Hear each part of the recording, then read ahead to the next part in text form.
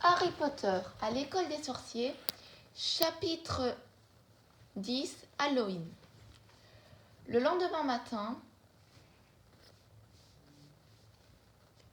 Malfoy n'en crut pas ses yeux lorsqu'il vit que Harry et Ron étaient toujours à Poudlard, l'air fatigué mais la mine joyeuse. Après une bonne nuit de sommeil, Harry et Ron trouvaient que cette rencontre avec le chien aux trois têtes était finalement une belle aventure et ils avaient hâte d'en connaître d'autres. Harry avait révélé à Ron l'existence du paquet transféré de Gringotts à Poudlard et il s'était longtemps demandé ce qui pouvait bien justifier une protection aussi dissuasive. Ou bien c'est quelque chose qui a beaucoup de valeur, ou bien c'est un truc très dangereux, dit Ron. Ou bien les deux, ajouta Harry.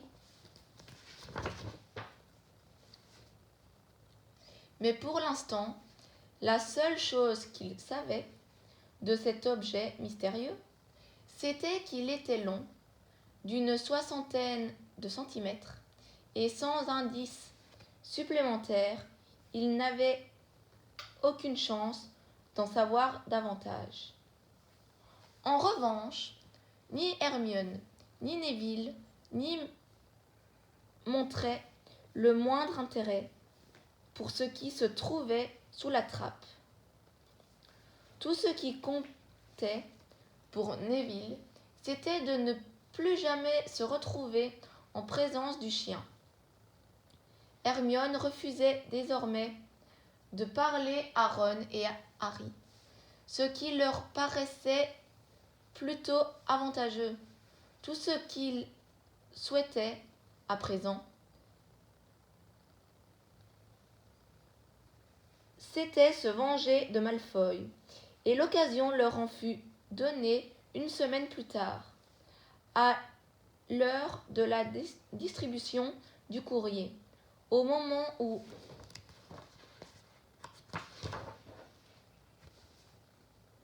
les hiboux envahirent la grande salle comme chaque matin. L'attention des élèves fut aussitôt attirée par un long paquet que portait une demi-douzaine de hiboux grand-ducs. Harry était aussi intrigué que les autres, et il fut stupéfait lorsque les hiboux laissèrent tomber le paquet devant lui en envoyant au passage son assiette d'œufs au bacon sur le carrelage. Un autre hibou passa juste après, pour déposer une lettre sur le paquet. Harry eut la bonne idée de commencer par lire la lettre, dans laquelle il était écrit « N'ouvrez pas le paquet pendant que vous serez à table. Il contient votre nouveau Nimbus 2000, mais je ne veux pas que tout le monde sache que vous avez votre propre balai. Sinon, les autres en voudront un aussi. Olivier Dubois. Vous attend ce soir à 7h sur le terrain de Quidditch pour votre première séance d'entraînement. Professeur McGonagall. Harry montra la lettre à Ron en éprouvant les plus grandes difficultés à ne pas laisser échapper sa joie. Un Nimbus 2000 marmonna Ron avec envie. Je n'ai même jamais eu l'occasion d'en toucher un. Ils se hâtèrent de quitter la salle pour aller déballer le paquet loin des regards.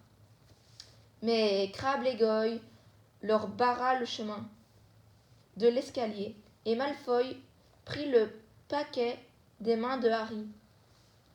Ça m'a l'air d'être un balai, dit Malfoy en tâtant le paquet. Il le lui rendit, avec une expression de mépris, mêlée d'envie.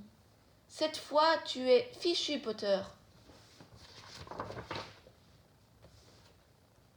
Les premières années n'ont pas le droit d'avoir de balai. Ron ne put se retenir. Ce n'est pas n'importe quel balai, dit-il. C'est un Nimbus 2000. C'est quoi déjà la marque du tien? Un comète, c'est pas mal quand on y repense, quand on y regarde, pas de trop près. Mais évidemment, les Nimbus, c'est une autre classe. Qu'est-ce que tu en sais, Wesley? Répliqua Malfoy. Tu n'aurais même pas de quoi te payer la moitié d'une poignée, toi et tes frères. Vous les achetez brindille par brindille. Avant que Ron ait eu le temps de répondre, le professeur Flitwick apparut à côté de Malfoy. « J'espère que vous n'êtes pas en train de vous disputer ?» couina le professeur. « Potter s'est fait envoyer un balai, » dit Malfoy. « Oui, bien sûr, » répondit le professeur Flitwick, en gratifiant Harry d'un sourire rayonnant. « Le professeur McGonagall m'a mis au courant. De quel modèle s'agit-il ? » « C'est un Nimbus 2000, monsieur, » dit Harry, qui s'efforça de ne pas éclater de rire devant l'expression horrifiée de Malfoy. « Et c'est grâce à Malfoy que j'ai pu l'avoir. » Puis Harry et Ron montèrent l'escalier en essayant de ne pas rire trop fort, tandis que Malfoy ne parvenait pas à dissimuler sa rage. S'il n'avait pas volé le rappel-tout de Neville, je ne ferais pas partie de l'équipe, dit Harry. Alors, j'imagine que tu prends ça comme une récompense pour avoir violé le règlement, lança une voix courroucée. Derrière eux, Hermione montait l'escalier à grands pas, en jetant un coup d'œil désapprobateur au paquet que portait Harry. « Je croyais que tu ne nous parlais plus, » dit Harry. « Oui, tu devrais continuer, » dit Ron. « Ça nous fait beaucoup de bien. » Hermione s'éloigna d'eux, le nez en l'air. Ce jour-là, Harry eut beaucoup de mal à se concentrer sur ce qu'il se passait en classe. Il ne cessait de penser à son balai, rangé sous son lit, ou au terrain de Quidditch, où il allait apprendre à jouer le sport. Le soir même, il avala son dîner sans faire attention à ce qu'il mangeait, et se rua avec Ron dans le dortoir pour déballer enfin le Nimbus 2000. « Eh bien, dis donc, » soupira Ron avec admiration, même aux yeux de Harry qui n'y connaissait rien. Le balai paraissait si super. Il avait une forme élégante, avec un manche d'acier étincelant et un long faisame de bronze, brindille, droite et lisse. La marque Nimbus 2000 était gravée en lettres d'or à une extrémité du manche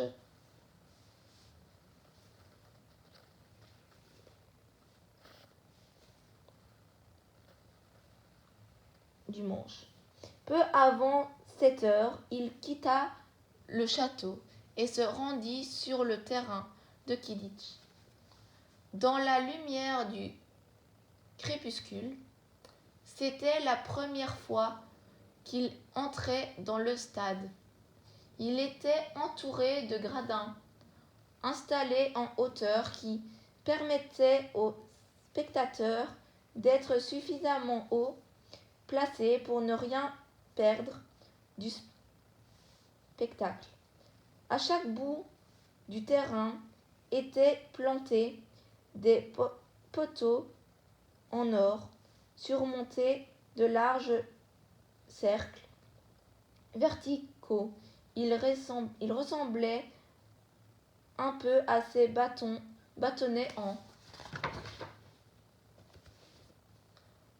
plastique à travers lesquels les enfants moldus soufflaient des bulles, sauf que ces poteaux-là faisaient 15 mètres de hauteur.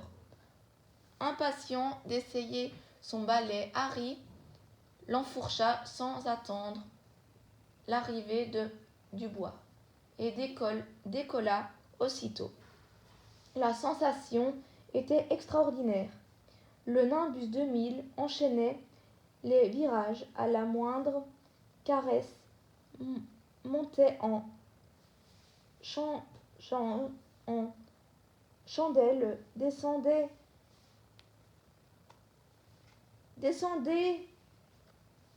en piqué, passait à travers les cercles d'or, fonçait à toute vitesse pour toute la longueur du terrain.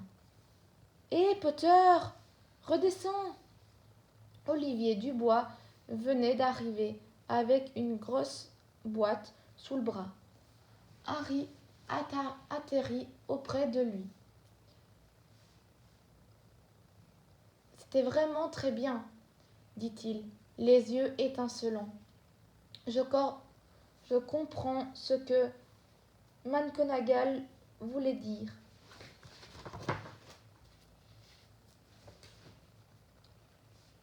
Tu as vraiment un don. Ce soir, je vais simplement t'apprendre les règles. Ensuite,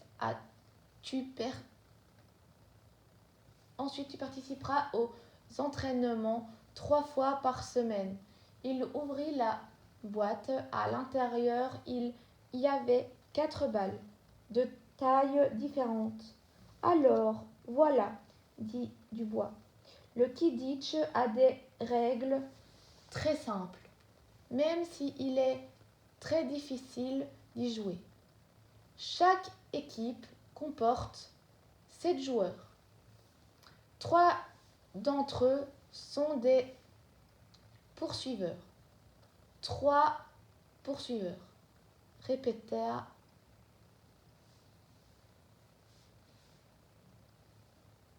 Harry pendant que Dubois prenait une grosse balle rouge vif de la taille d'un ballon de football. Cette balle s'appelle un soifle, expliqua Dubois. Les poursuiveurs se passent le soifle les uns aux autres et essayent de le lancer à travers un des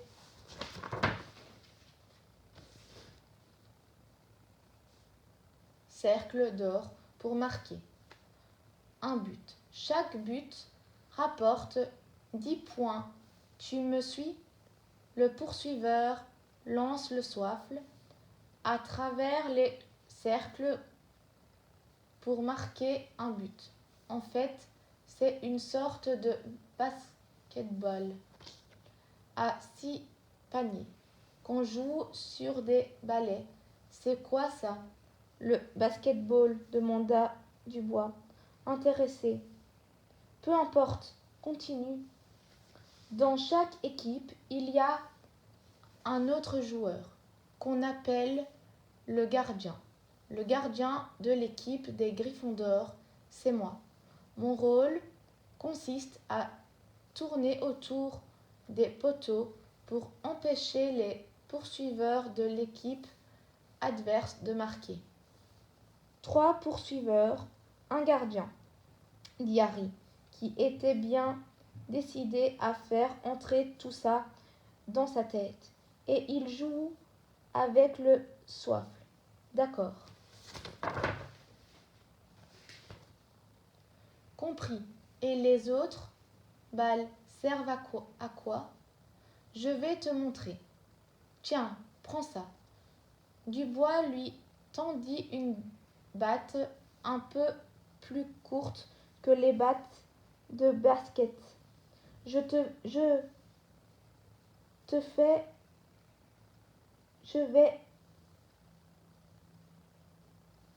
devais t'expliquer ce que sont les cognards. Il montra à Harry 2 balles noires, identiques, légèrement plus petites que le soifle, rouge. Harry remarqua que les 2 balles essayaient de se dégager des lanières qui les maintenaient dans la boue. Recule un peu.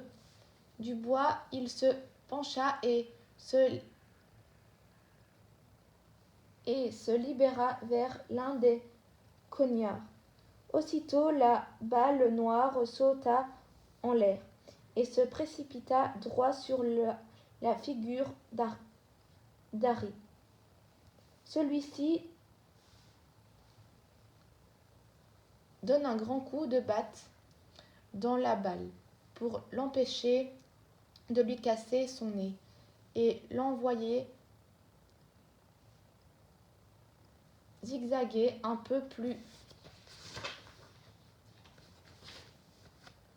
loin. La balle revint alors à la charge et s'attaqua cette fois à Dubois, qui plongea sur elle et parvint à l'immobiliser sur le sol. Tu vois, dit Dubois, le soifle court en forçant le cognard à rentrer dans sa boîte. Les cognards essayent de frapper les joueurs pour les faire tomber de leur balai. C'est pour ça que chaque équipe comporte également 2 batteurs.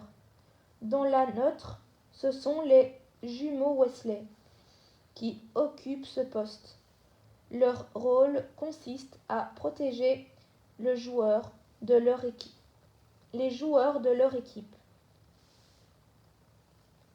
Des attaques des cognards et de les renvoyer dans le camp d'en face. Ça va, tu as tout compris? 3 poursuiveurs essayent de marquer des buts avec le soif.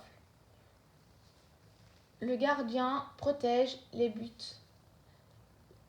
Les batteurs tiennent les cognards à distance, répéta Harry. Très bien, oui. Est-ce que les cognards ont déjà tué quelqu'un? Demanda Harry en essayant d'adopter un ton dégagé. Jamais à Poudlard. On n'a jamais eu des mâchoires fracturées, mais rien de plus. Passons au dernier membre de l'équipe. Il s'agit de l'attrapeur. C'est à dire toi, et tu n'aurais pas à te soucier d'une soifle, ni des cognards, sauf si il me fracasse le crâne. Ne t'inquiète pas, tu peux faire confiance aux Weasley pour s'occuper des cognards. Eux-mêmes sont des espèces de cognards humains. Dubois prit dans la boîte la quatrième et dernière balle. Comparée aux trois autres, elle paraissait minuscule. De la taille d'une grosse noix, elle était d'une or étincelant, et pourvue de petites ailes d'argent qui battaient sans cesse. Ceci, dit Dubois, c'est le vif d'or. La plus importante des 4 balles. Elle est très difficile à attraper à cause de sa rapidité et de sa petite taille. C'est l'attrapeur qui est chargé de la saisir qu'il doit se faufiler parmi les autres joueurs pour essayer de l'attraper avant l'équipe adverse par l'attrapeur qui parvint à s'emparer du vif d'or fait gagner 150 points à son équipe, ce qui lui assure pratiquement la victoire. Un match de Quidditch ne se termine que lorsque le vif d'or a été attrapé.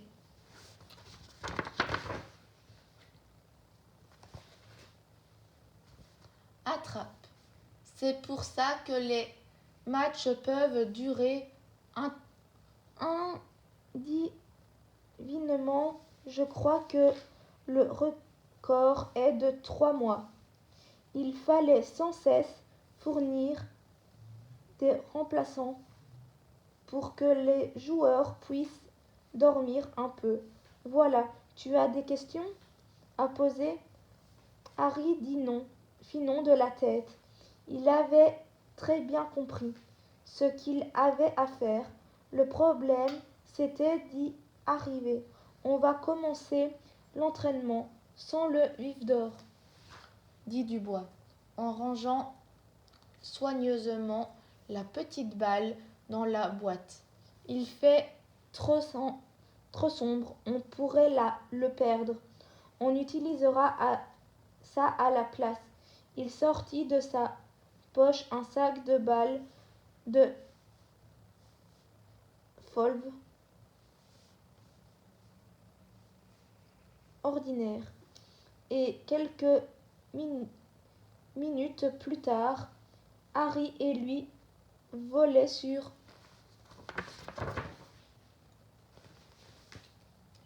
leur balai.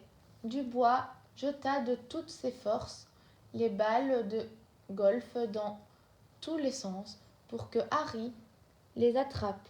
Harry n'en rata pas une seule et Dubois en fut enchanté. Au bout d'une demi-heure, la nuit étant tombée, ils durent mettre fin à la séance d'entraînement. Cette année, la coupe de Quidditch sera gravée au nom de Gryffondor, assura Dubois d'un ton joyeux, tandis qu'ils retournèrent vers le château. Je ne serais pas étonné que tu deviennes encore meilleur que Charlie Weasley. Et pourtant, il aurait pu jouer dans l'équipe d'Angleterre s'il n'était pas parti à la chasse aux dragons. Harry était si occupé par ses cours et ses séances d'entraînement qu'il ne voyait plus le temps passer. Il ne s'était pas rendu compte qu'il était à Poudlard depuis déjà 2 mois. Il se sentait beaucoup mieux au château qu'à Privet Drive. C'était là, désormais, que se trouvait son vrai foyer. Quant aux cours, il lui paraissait de plus en plus intéressant. maintenant qu'il avait assimilé les notions les plus élémentaires au matin de Halloween, les élèves se réveillèrent dans une délicieuse odeur de citrouille qui flottait dans les couloirs. Mieux encore, le professeur Flitwick leur annonça qu'ils allaient leur apprendre à faire voler des objets.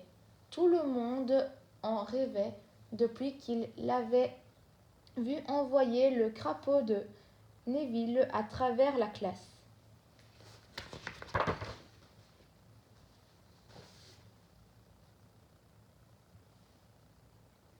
Dans un magnifique vol plané, le professeur Flitwick demanda aux élèves de se répartir en équipes de 2. Harry avait Seamus Finnegan pour partenaire. Ce fut un soulagement car Neville lui avait lancé un regard plein d'espoir. Ron lui dut faire équipe avec Hermione Granger. Il était difficile de dire qui en était le plus fâché, Hermione ou Ron. Elle ne leur avait plus parlé depuis le jour où le balai de Harry était arrivé. N'oubliez surtout pas ce mouvement du poignet que nous avons appris, quina le professeur Flitwick.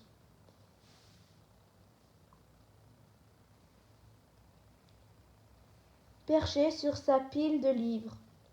Comme d'habitude, le professeur, le poignet bien souple. Levez, tournez, rappelez-vous, levez, tournez. Et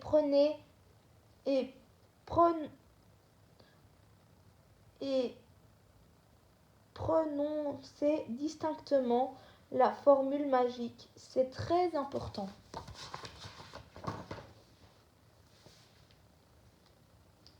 N'oubliez jamais le sorcier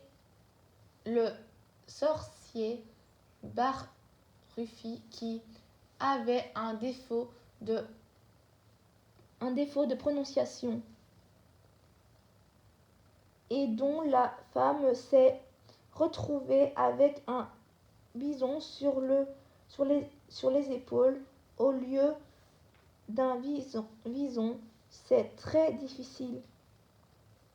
Harry et Seamus levèrent, tournèrent, mais la plume qu'ils auraient dû envoyer dans les airs restait immobile sur la table. Seamus s'énerva tellement qu'il la toucha du bout de sa baguette magique et y mit le feu. Harry fut dû l'éteindre avec son chapeau. À la table voisine, Ron n'avait pas beaucoup plus de chance. Weasley,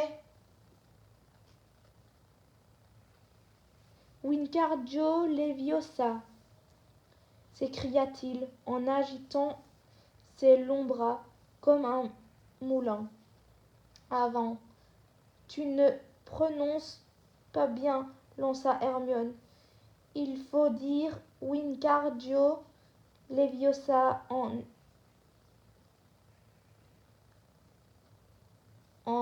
essayant bien en action. Bien, le gare, tu n'as qu'à le faire. Si tu es si intelligente, répliqua Ron. Hermione releva les manches de sa robe, donna un coup de baguette magique et articula nettement. Wingardio Leviosa. Leur plume s'éleva alors dans les airs et s'immobilisa à plus d'1 mètre au-dessus de leur tête. Bravo! Très bien! S'écria le professeur Flitwick en applaudissant. Regardez tous! Miss Granger a réussi, ce qui eut pour effet de porter à son comble l'exaspération de Ron. Ça ne m'étonne pas que personne ne puisse la supporter, dit Ron à Harry à la fin du cours. C'est un vrai cauchemar, cette fille. Là, quelqu'un les dépassa en bousculant Harry. C'était Hermione. Elle était en larmes. J'ai l'impression qu'elle t'a entendu, dit Harry. Et alors? Répliqua Ron, qui sembla soudain un peu mal à l'aise. Elle a bien dû se rendre compte qu'elle n'avait pas d'amis. Hermione ne se rendit pas au cours suivant, et personne ne la vit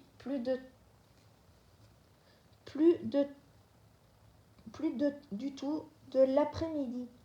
En se rendant à la grande salle où devait être servi le dîner de Halloween, Harry et Ron entendirent une élève dire à sa copine qu'Hermione s'était enfermée dans les toilettes des filles pour y pleurer tout à son aise et qu'elle ne voulait surtout pas être dérangée. Ron parut de plus en plus mal à l'aise, mais un instant plus tard, ils pénétrèrent dans la grande salle spécialement décorée pour Halloween, et les pleurs d'Hermione leur sortirent aussitôt de la tête. Des milliers de chauves-souris voltaient dans la salle et fondaient sur les tables en de gros nuages noirs qui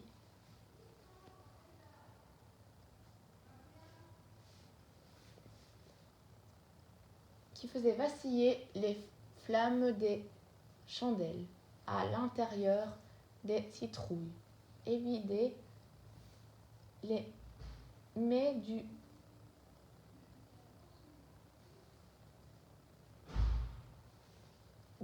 dîner apparurent tout à coup dans les plats d'or comme lors du banquet de début d'année. Harry avait commencé à se servir lorsque le professeur Quirrell entra dans la salle, en courant, le turban de travers, le visage déformé par la terreur. Tout le monde le regarda se précipiter sur le professeur Dumbledore.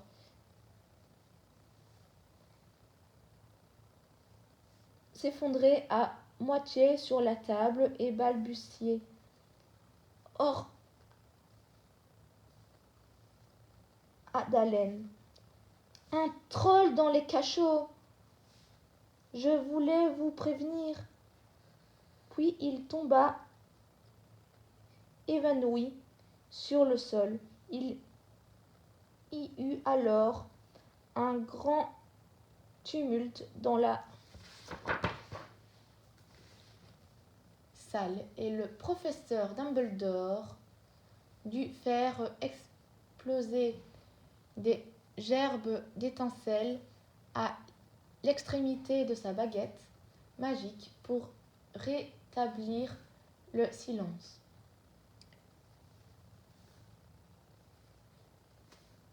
Messieurs les fait. Voulez-vous ramener immédiatement vos condisciples dans les dortoirs de vos maisons respectives, ordonna-t-il. Percy fut à son affaire. Suivez-moi, lança-t-il les premières années. Vous restez bien groupés. Vous n'auriez rien à craindre du troll si vous m'obéissez. Restez derrière moi. Attention, écartez-vous. Laissez passer les premières années.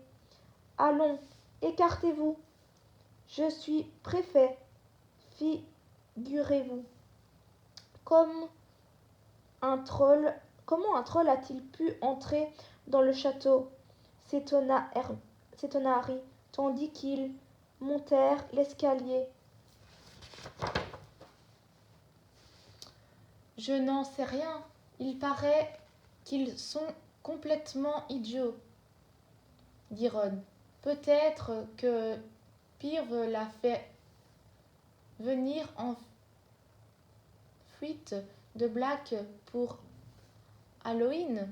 Ils se frayèrent un chemin à travers un groupe d'élèves de Pout-Souffle qui reflétaient en désordre au fait, Harry en saisissant. En fait, dit Harry en saisissant le bras de Ron, je viens d'y penser, Hermione. Quoi, Hermione? Elle n'est pas au courant pour le troll. Ron se mordit la lèvre. Bon, d'accord, on va la chercher, dit-il, mais il vaut mieux que Percy ne nous voie pas. Ils rejoignirent discrètement les Pout-Souffle qui paraissaient dans l'autre sens, se glissèrent dans un couloir large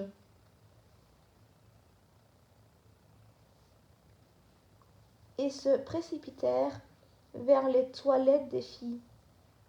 Ils venaient de tourner le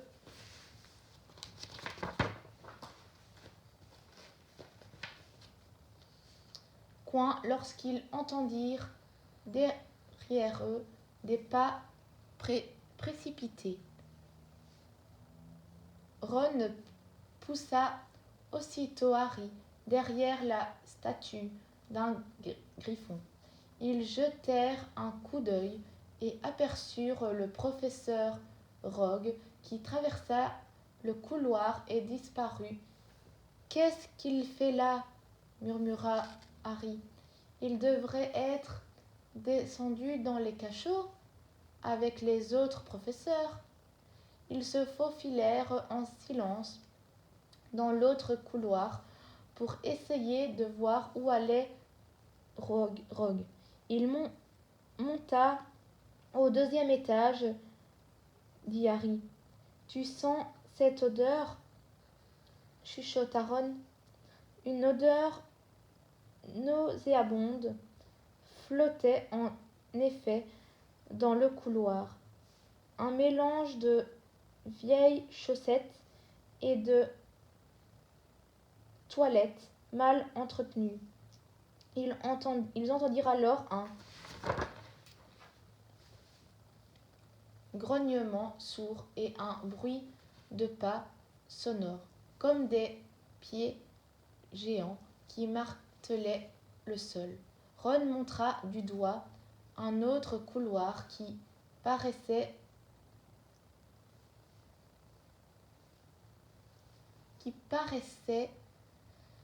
vers la gauche. Tout au bout, une masse énorme s'était mise en mouvement et avançait dans leur direction. Ils se recroquevillèrent dans l'obscurité et regardèrent la chose apparaître à la lueur d'une fenêtre qui traversait un rayon de lune. C'était un spectacle épouvantable. Près de 4 mètres de hauteur, une peau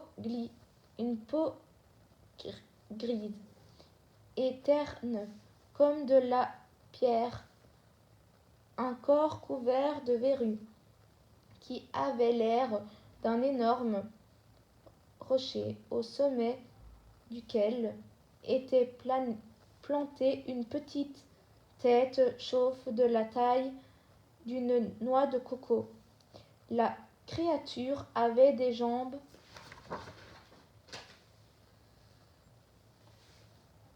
courtes, épaisses, comme des troncs d'arbres, avec des pieds plats hérissés de pointes. L'odeur pestilentielle qu'elle dégageait défiait l'imagination.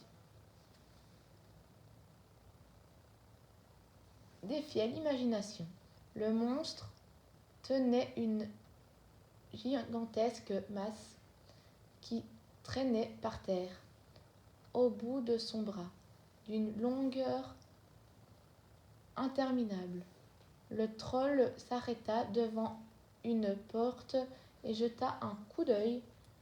Il agita ses longues oreilles comme s'il réfléchissait, puis il se baissa et s'engouffra lentement dans l'ouverture. La clé est dans la serrure, murmura Harry. On pourrait l'enfermer. Bonne idée, dit Ron, un peu nerveux, la bouche sèche. Ils s'approchèrent avec précaution de la porte ouverte, en prenant en plein pour que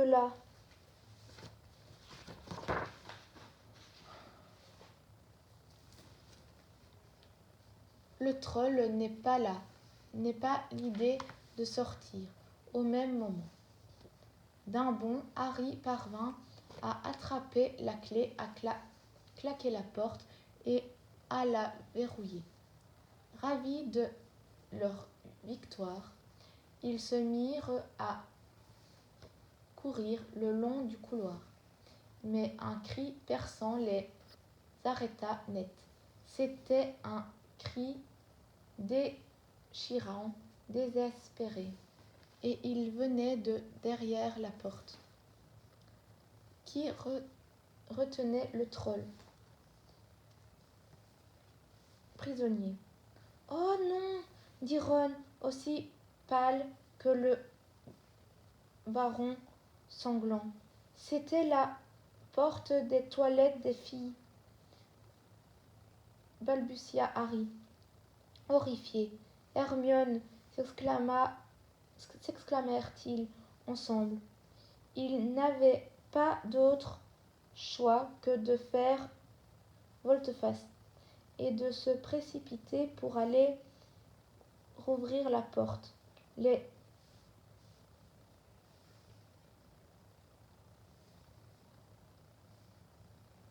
dents tremblantes. Harry dut s'y prendre à plusieurs reprises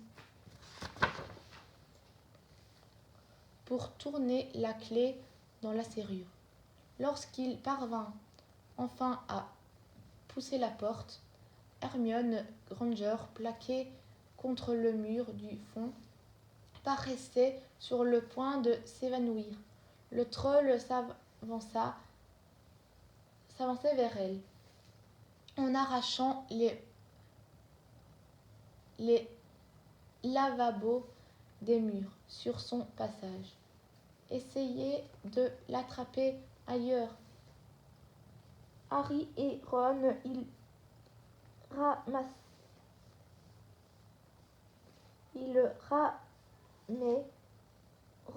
Il ramassa un robinet et le jeta de toutes ses forces contre le mur. Le troll s'arrêta à 2 mètres d'Hermione, se retourna d'un mouvement lent et lourd, et cligna ses petits yeux, stupéfait, pour essayer de voir ce qui venait de faire ce bruit. Son regard mauvais tomba alors sur Harry. Le troll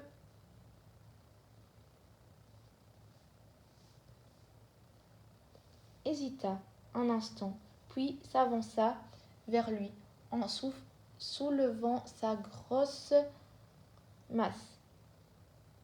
Ohé, ohé, petite tête, cria Ron, qui s'était glissé de l'autre côté de la pièce. Il lui jeta un tuyau, mais le troll ne sentit pas le choc. Son épaule, il avait entendu le cri en revanche, et il s'arrêta à nouveau, tournant vers Ron son mufle repoussant, ce qui donna à Harry le temps de passer derrière lui et de se précipiter sur Hermione. « Viens, cours !» cria-t-il, en essayant de la tirer vers la porte, mais elle était incapable de faire un geste et restait collée au mur, la bouche grande ouverte. Figée de terreur. Leurs cris, qui s'étaient répercutés en écho dans le couloir, avaient rendu le troll furieux. Il poussa un rugissement et marcha droit sur Ron, qui était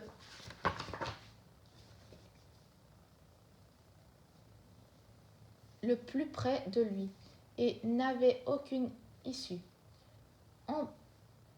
Empoignant sa baguette magique, Harry fit alors quelque chose qui était à la fois très courageux et très stupide. Il prit son élan, sauta au cou du troll et parvint à s'accrocher derrière lui. Le troll ne sentait pas le poids de Harry. En revanche, il sentit très bien la baguette magique qui lui était entrée droit dans une narine. Avec un cri de douleur, la créature se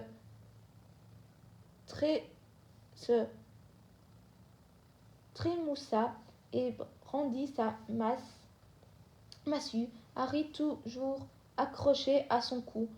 À tout instant, le troll pouvait le jeter à terre d'un coup de patte ou réussir à lui abattre sa massue sur la tête. Hermione s'était effondrée sur le sol, à moitié évanouie. Ron sortit sa propre baguette magique, sans très bien savoir ce qu'il allait en faire. À tout hasard, il prononça la formule qu'il avait appris au cours du professeur Flitwick. Wingardium Leviosa. Aussitôt, la masse s'arracha toute seule de la main du troll, s'éleva très haut dans les airs, se retourna lentement et s'abattit avec un craquement sinistre sur la tête de son propriétaire. La créature vacilla puis tomba en avant, face contre terre, avec un bruit sourd qui fit trembler toute la pièce. Harry entraîna dans sa chute Harry, entraîné dans sa chute, se releva les jambes flageolantes, le souffle court. Ron était resté immobile, la baguette toujours levée, complètement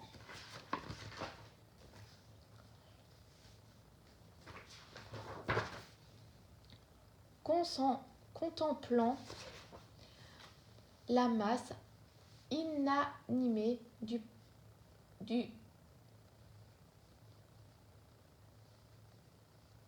monstre. Ce fut Hermione qui rompit le silence. Il est mort? Je ne crois pas, dit Harry. Il doit être simplement assommé. Il se pencha et récupéra sa baguette magique, qui était restée enfoncée dans la narine du troll. Elle était à présent couverte d'une espèce de colle grise, pleine de chromo. Berk, de la morphe de troll. Il essuya la baguette sur le monstre. Des bruits de pas sonores leur firent lever la tête. Ils ne s'étaient pas rendus compte du vacarme qu'ils avaient produit. Mais bien entendu, les rugissements et la chute du troll n'étaient pas passés inaperçus. Un instant plus tard, le professeur McGonagall fit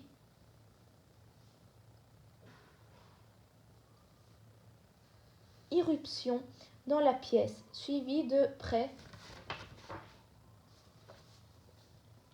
Harry baissa les yeux. Une petite voix s'éleva alors. Professeur McGonagall, ne soyez pas trop sévère, s'il vous plaît. Ils étaient venus me chercher, Miss Granger. Hermione avait réussi à se relever. J'étais partie à la recherche du troll parce que je croyais pouvoir m'en occuper moi-même. J'ai lu beaucoup de choses sur les trolls. Stupéfait, Ron lâcha sa baguette magique. Hermione Granger venait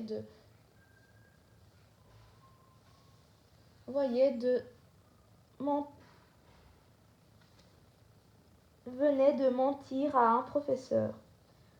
S'il ne m'avait pas retrouvée, je serais morte à l'heure qu'il est. Harry lui a enfoncé sa baguette magique dans le nez et Ron a réussi à l'assommer avec sa propre masse. Ils n'ont pas eu le temps d'aller chercher quelqu'un d'autre. Le troll était sur le point de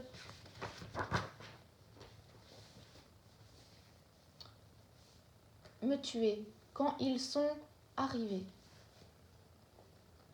Dans ce cas, dit le professeur McGonagall en les fixant tous les trois. Mais laissez-moi vous dire, Miss Granger, que vous êtes bien sotte d'avoir cru que vous pourriez vaincre un troll des montagnes à vous toute seule. Hermione baissa la tête. Harry resta silencieux.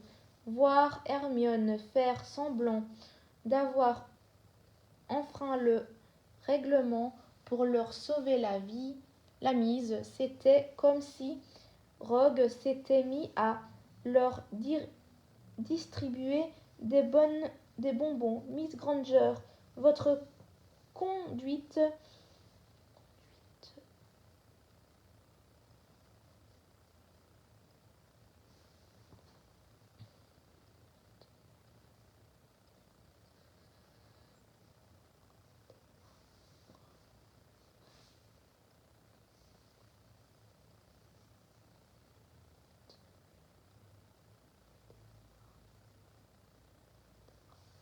coûtera 5 points à Gryffondor, dit le professeur McGonagall.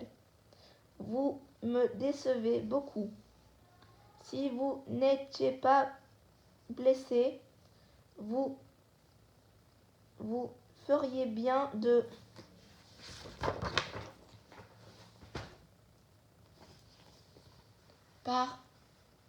par Rogue et Quirrell, qui firent fermer la marche. Quirrell jeta un coup d'œil au troll, laissa échapper un gémissement et s'assit sur un siège de toilette, une main sur le cou. Rogue se pencha sur le troll. Le professeur McGonagall regardait Ron et Harry, qui ne l'avaient jamais vue aussi furieuse. Ses lèvres étaient livides. Qu'est-ce qu'il vous est passé par la tête, dit-elle, avec une colère froide. Harry échangea un regard avec Ron qui tenait toujours sa baguette en l'air. Vous pouvez vous estimer heureux de ne pas vous être fait tuer, poursuivit le professeur McGonagall. Pourquoi n'êtes-vous pas dans votre dortoir? Rogue jeta à Harry un regard féroce. Retournez dans votre dortoir. Les élèves terminent le repas de Halloween dans leurs maisons respectives. Hermione s'en alla aussitôt. Le professeur McGonagall se tourna alors vers Harry et Ron. Je vous répète que vous avez eu beaucoup de chance, mais il est vrai qu'il n'y a pas beaucoup d'élèves de première année qui auraient été capables de combattre un troll adulte. Vous faites gagner 5 points chacun à Gryffondor. Le professeur Dumbledore sera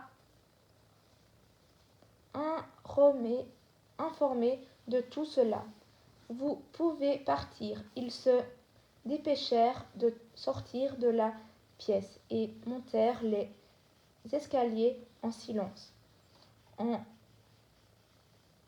dehors de tout le reste, c'était un grand soulagement de pouvoir échapper à l'horrible odeur du troll. On aurait dû gagner plus de 10 points, marmonna Ron. 5, tu veux dire? Ne doit qu'on en une fois qu'on a enlevé ce qu'a perdu Hermione. C'était bien de sa part de nous tirer d'affaire, admit Ron. Mais enfin, on lui a vraiment sauvé la vie. Elle n'en aurait peut-être pas eu besoin si on ne l'avait pas enfermée avec la créature, lui rappela Harry. Ils étaient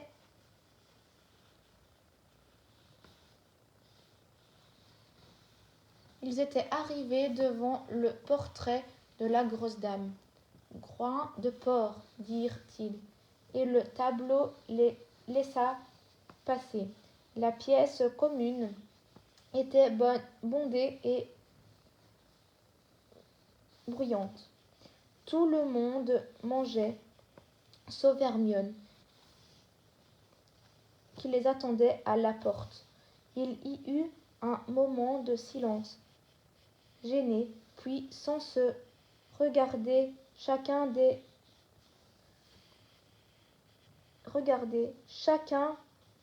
dit merci. Et si vous si et si tu et si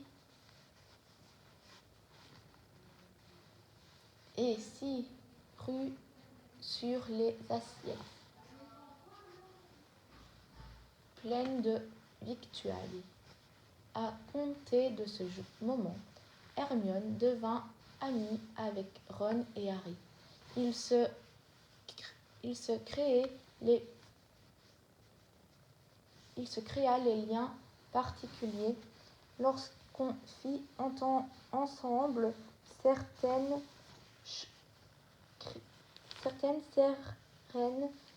choses, abattre un troll de 4 mètres de haut, par exemple.